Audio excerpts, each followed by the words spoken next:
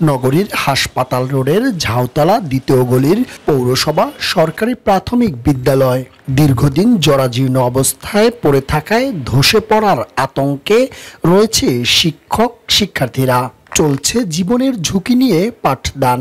উপর থেকে পলিগুলো ভেঙে আমাদের মাথার উপরে পড়ে, আমাদের গায়ে প্লাস্টার ভেঙে পড়ে। আমাদের স্কুলে আসতে ভয় করে, তাই আমরা নতুন ভবন চাই। 2023 সালে এলজিডি পিডিবি 4 এর আওতায় প্রাথমিক শিক্ষা অধিদপ্তর বরাদ্দ দেয় নতুন 4 তলা ভবনের। চলতি বছরের জুনে ঠিকাদারি প্রতিষ্ঠান 1,60,00,000 টাকায় ভবন শুরু করলে নোটিশ দিয়ে নির্মাণ কাজ বন্ধ করে দেয় সিটি কর্পোরেশন।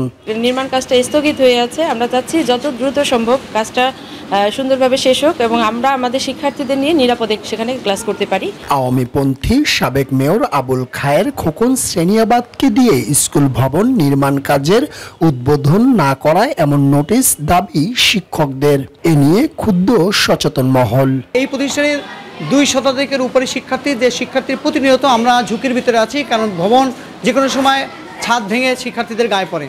মাঝে মাঝে ক্লাস চলা অবস্থায় এগুলো ভেঙে পড়ে। ঝুঁকিপূর্ণ হওয়ায় যে কোনো সময় ভেঙে পড়তে পারে ভবনটি, জানালেন প্রধান শিক্ষিকা। অনেক অনুরোধ করা হয়েছে তাদের কাছে, আমি বারবার গিয়েছি।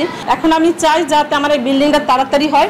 সরকারি বিদ্যালয় নির্মাণে পৌরসভার কোনো অনুমতি লাগে না দাবি করেছেন শিক্ষা কর্মকর্তা।